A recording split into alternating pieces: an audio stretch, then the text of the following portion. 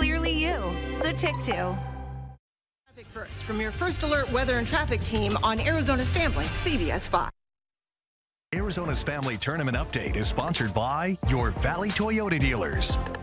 All right, how's your bracket looking? Welcome to our special Arizona's Family Tournament Update. I'm Martin McClune, joined once again by Unplugged Doug Franz. How's your bracket looking? I told you not to ask because it's your fault that Texas is not here at the Final Four. I don't think they would have gotten past UConn tonight the way they're playing. We're going to be joined by a very special guest in just a couple moments. Flex from Jersey, live in studio to talk college basketball, to talk Phoenix Suns, but we're going to start at the college level as one of the maddest marches we have ever seen. Doug, kicked off in April with the Final Four teams playing for a spot in the national championship game. How many of you, Doug Franz included, had 9th-seeded Florida Atlantic and 5th-seeded San Diego State playing for a spot in the title game? Hey, I thought I was important because I had Florida Atlantic over Purdue, but that's the extent of it. Well, Florida Atlantic, one of those stories that is modern-day college basketball team that never had a tournament win, playing for a spot in the title game. Looked like they were going to run San Diego State right out of the gym in Houston. Elijah Martin scored 26. Owls would build a 14-point lead.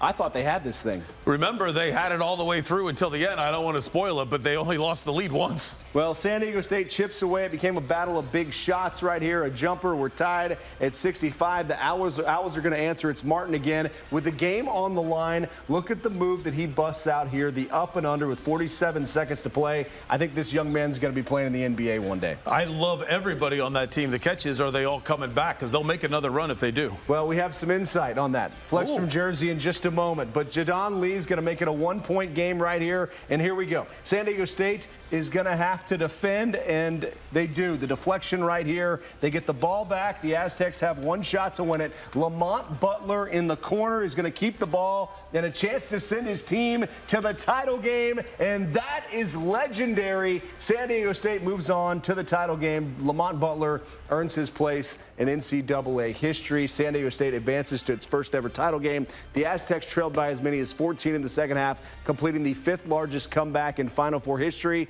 So what's it like to send your team to the title game on your game-winning shot? A little shock. A little shock. Like I said, I didn't really know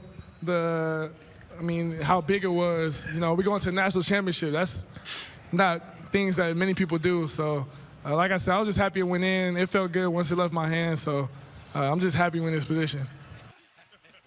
All right, that's a name to remember right there. And, Doug, as we take a look at the stats here, I mean, it's a one-point game. You think about what this came down to, who wanted it more, or was it just who had the ball last? What a classic NCAA game. I would say, number one, when you say who wanted it more, that's always an issue with rebounding. But to me, San Diego State won this game because they're a good team. I didn't feel like at all Florida Atlantic lost it. When they started to allow the lead to slip away, they did take a couple bad shots. It wasn't like your Longhorns when they started chucking up terrible shots. They just got beat by a good team. Yeah. What I loved about this, no timeout at the end of the game. Coach your players all year long so they know what to do in that situation. San Diego State not calling a timeout at the end really caused havoc for the FAU defense. Yeah. It's harder to stop somebody when you don't have a timeout called. Great coaching by SDSU. Right, and just the poise of Lamont Butler. What an incredible shot for the young man right there, an incredible memory. Now in the nightcap, Miami squaring off with UConn. Arizona State coach Bobby Hurley,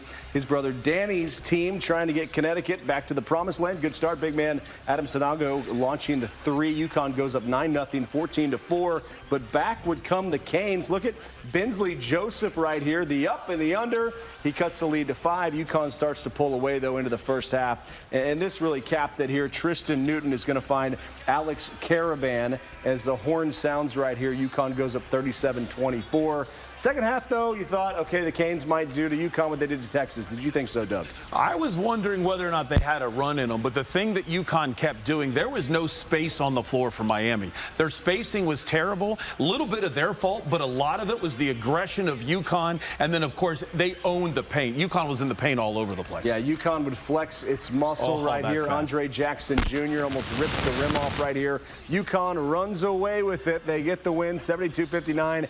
Danny Hurley's team is headed to the national championship game. They did show a shot of Bobby at the end right there. So UConn set up with San Diego State. We love your perspective here, Doug.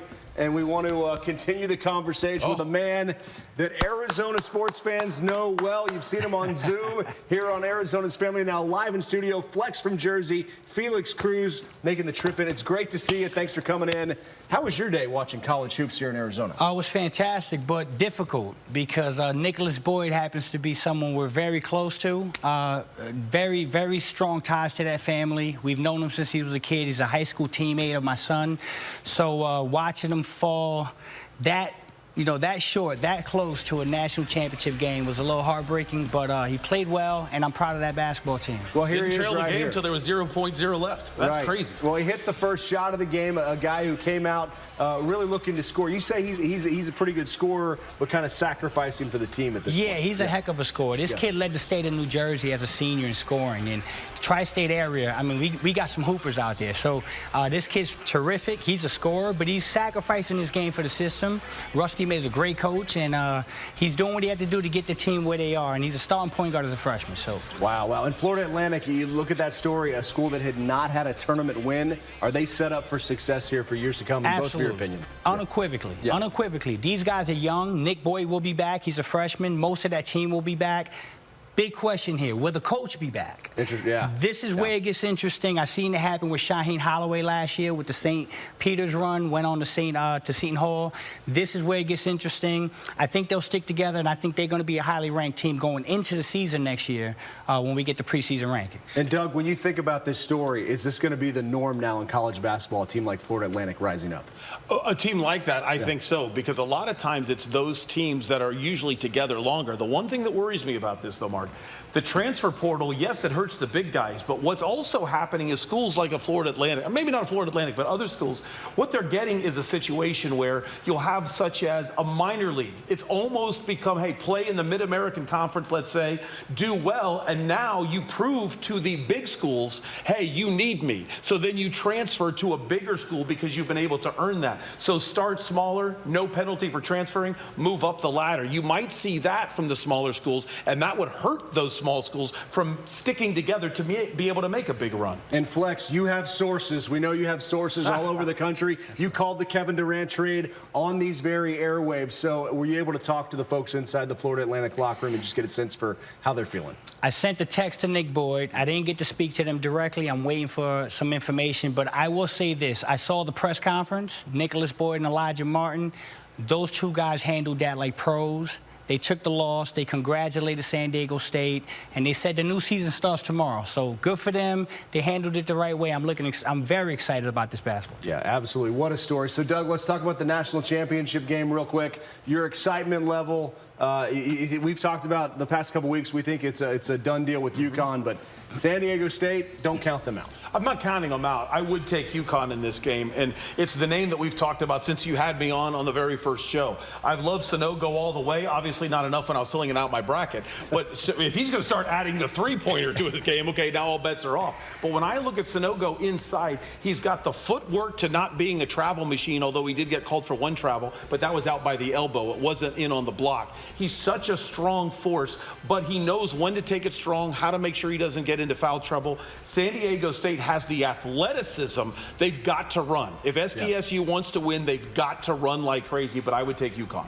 right, you're going to take UConn? Who do you say in the national title game? UConn, brother. They've been the best team in the tournament from the beginning. They played the best competition. UConn all day. All right, I would say UConn as well. So 3 UConns, but much more to discuss here on the Arizona's Family postgame show. We're going to step into Flex's territory and talk about the Phoenix Suns. Here, head coach Monty Williams' reaction after last night his team nearly blew a 25-point lead over the Denver Nuggets. How the Suns are putting things together with Kevin Durant for the playoffs. More Flex, more Doug, more Arizona's Family postgame show when we come back. Good morning, Arizona, from 4:30 to 7 on Arizona's Family, CBS 5. Imagine yourself in a new Toyota. Yeah. Sick. Whoa. Oh, yeah. Right now, get 3.99% financing for 48 months on our most popular models, including Camry, Corolla, Highlander, RAV4, and Tacoma. Ready, set, go get your Toyota today. Toyota, let's go places. We're all feeling emotional today. Even the cake Is in tears. You did it! We did it! First Physicians Mutual helped me win my coverage in retirement. Now this makes me want to get down. Physicians Mutual! At Physicians Mutual, we'll help you find the coverage you need so you can have the retirement you deserve. Physicians Mutual, Physicians Mutual. Chuck Wagon here, and we got new Chuck Wagon here. And we got one more time. Chuck Wagon here, and Chuck Wagon here, and we got cars at new. Okay, one more time. Will you please get off my truck?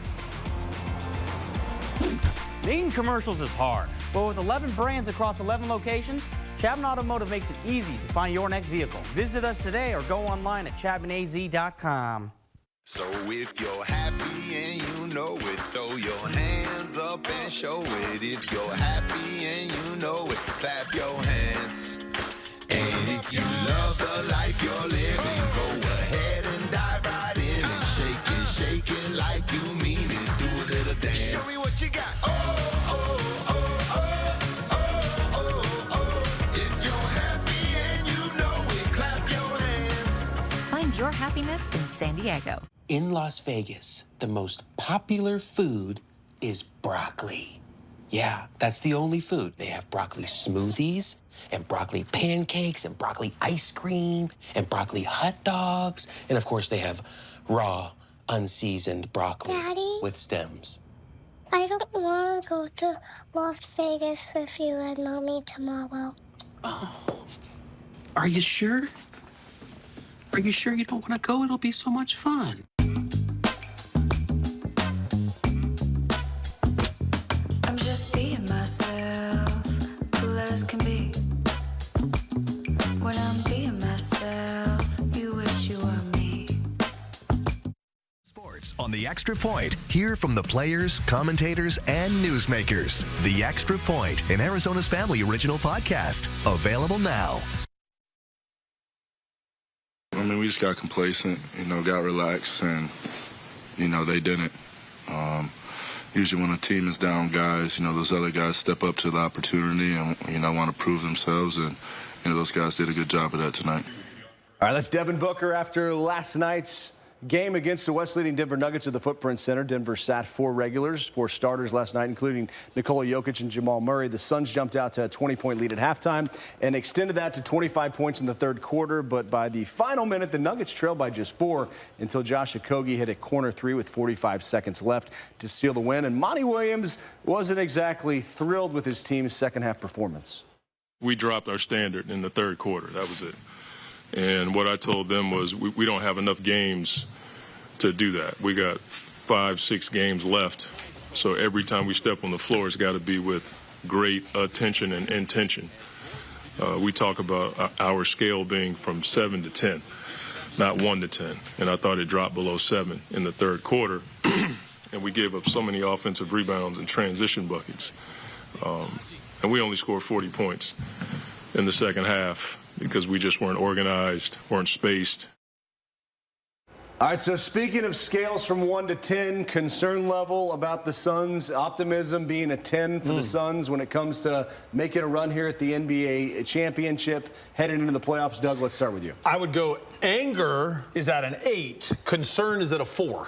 And the reason why is, it's exactly as Monty said, you don't have enough games to actually shut down like that, especially against the #1 seed, because you wanted to show Denver, in this house, you're not welcome. It doesn't matter that Jokic didn't play. You had a chance to send a message and you blew it. So the anger should be very high, I think, for fans. But actual concern, do I really think Kevin Durant and Devin Booker is going to allow that to happen in the postseason? I'd like to say no, I don't. So my concern would only be a 4. However, it happened last year in Game 6 and Game 7, so we've got a little bit of an issue to worry about. Yeah, we've seen these glimpses here, Flex, but you've come flying in. You watched the team last night. You've been all over this thing. How do you feel about the team heading into the playoffs? I feel good. I mean, last night was disappointing. You up 25, you got to take care of business, especially with all the guys that missed for Denver last night. They got their foot off the pedal a little bit, and they played down to their competition, and this has been something they've been doing all year.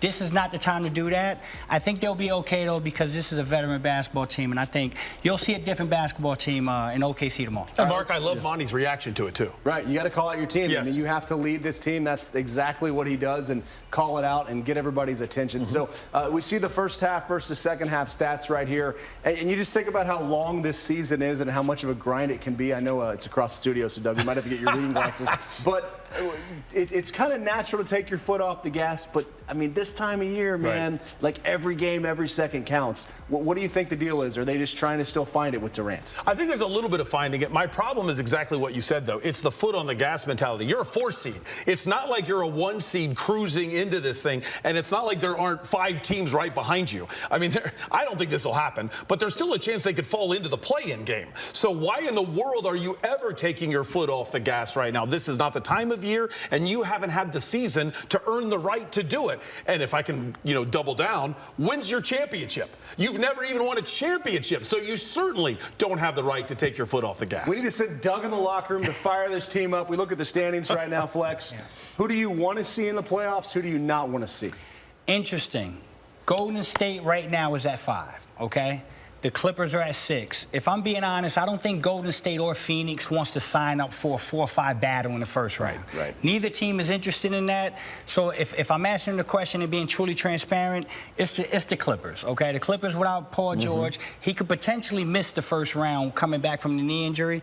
So if I had to guess right now, it's the LA Clippers and the Suns 4-5 first round. Yeah, you'll take that if you're a Suns fan. Yeah. If you play the Warriors, you're going to have the drama. Durant versus the Warriors. I don't want to really exchange 2s with 3s with the Warriors all day long.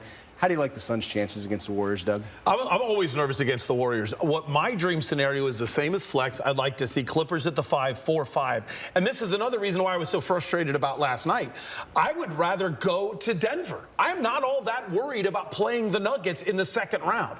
I'm even more worried about Sacramento. I think Sacramento is a great matchup to beat the Suns. I think the Grizzlies are a great matchup for them, not for the Suns. I think the Suns match up well with Denver and the Clippers. So my dream scenario, I think, gets you to the Western Conference Finals if you go at home against the Clippers, and then remember where Suns and Ford took all the hype. That was in Denver. That's what I would like to see. We need to get that guy back out there putting his dukes up. Flex, as far as just Booker and Kevin Durant right now and the way that they've been able to gel, where are they in your opinion, and how much further do they need to go to be a championship contender here? I think they're fine. I think Devin Booker and Kevin Durant are unique chameleons. That's what I call them. Not unicorns, but chameleons. 2 guys that can get on the court and know how to play the game and can adapt to any style. Yeah. Chris Paul is cut from the same cloth. So I think they're farther along than people think. I think people get too caught up in the actual games played, but they tend to forget that there's a lot of work getting done behind the scenes. So the one mystery situation with the Suns is, are they going to get chemistry, and are the teams that they're going to play have enough tape on them to figure them out come playoffs? Yeah, and you don't want to put that tape out there, especially against a team like the Nuggets, and maybe keep that mystery going for the playoffs. But here's what Devin Booker and Kevin Durant had to say about that chemistry and how it's developing. It's going to take a little time, getting him off his minute restriction. He played a little bit more tonight, and just finding the rotation, finding the rhythm, but it'll be fine. Well, I wouldn't say we lacking in chemistry or anything like that. When the shots go in, it feels like everything is working well for you. So. All right, and we do remember that Dallas game before Kevin Durant rolled his ankle. The 2 combined for 73 points. Here was their stats. I mean, is this Booker and Durant to the moon, Booker and Durant bust? Can you outscore the Warriors, in your opinion, Doug? Yes, you can outscore the Warriors, but I would be a little nervous about, again, I don't want to see them in the first round, but let's accept it. Maybe it's actually going to happen. Then to me, it's going to be all about the defensive side of things and somebody that I hate relying on, and that's DeAndre Ayton. Yeah. The Warriors cannot stop DeAndre Ayton if Ayton is fully engaged. Now, do you really want to take the ball out of Durant's hands? No, but that's someone that if you can tell somebody like an Ayton attack the offensive glass all the time, then it's either going to be a make from Booker, a make from Durant, or even better, than a rebound and a stick back from DeAndre Ayton. I think Ayton would be the key in a series against the Warriors. But why I feel good? There's no way KD allows the Warriors to come into our house and win. No way. I couldn't agree more. I mean, this is Kevin Durant. This is the Golden State Warriors. It's match made in heaven. Everyone wants to see it. I don't think Kevin's going to let that happen. I don't think Devin Booker's going to let that happen. I honestly think the Phoenix Suns are unequivocally the better team. Now, the Warriors with the road issues, that's something to think about. But I will say this. I'm not going to sign up any day of the week to go into a war for 7 games with Stephen Curry. That's just something I don't want to sign up for. But I do think the Suns are the better team. And I do wonder, playing Kevin Durant, if they're like, we want no part of that as well. So, Flex, I can't believe we're here. I mean, we were here, but in June, you called it on these very airwaves. Yeah. Kevin Durant and the Suns could make a run at an NBA title. Are you enjoying this? I mean, you've got a lot of heat on social media. Listen, I'm loving it. No victory laps. Yeah. There's no victory laps. People ask if I'm been vindicated. No, I'm just happy it's over. The Valley deserves this. Yes. Kevin Durant wants to be here. Devin Booker wants the dynasty in Phoenix. He doesn't want to go anywhere else. The stars are aligning. I'm happy this is going on, but I will say this. There's a lot of pressure now. There's pressure to get it done. You got Chris Paul in the last year of an expiring contract. Well, he's got 1 more year next year. You got DeAndre Ayton extension that's now kicking in, so you got to start to worry about that. This team's got to win now. I believe they're built to win now, and if they don't win now, we may have an interesting summer in Planet Orange in the Valley of the Sun. That's why we need to get you here full-time in Arizona. We need to move you here. We need to get you more on the airwaves. And how about Flex and Doug? We put something together there and, yeah, get you guys your own show. I'm with it. All right. Hey, thanks so much for coming in and stopping by, and it's great to have you in. My pleasure. Thank you, guys. Your money. Awesome. Franchise Awesome. right here. Franchise. The franchise. Flex from Jersey live in studio. We still have more on our Arizona's Family Tournament update. We're going to talk Arizona Diamondbacks. They've called Chase Field their home since day one, but could that be soon changing, sooner than you expect? Arizona's Family investigates what it would take for the team to relocate somewhere else in Maricopa County when we come back here on Arizona's Family.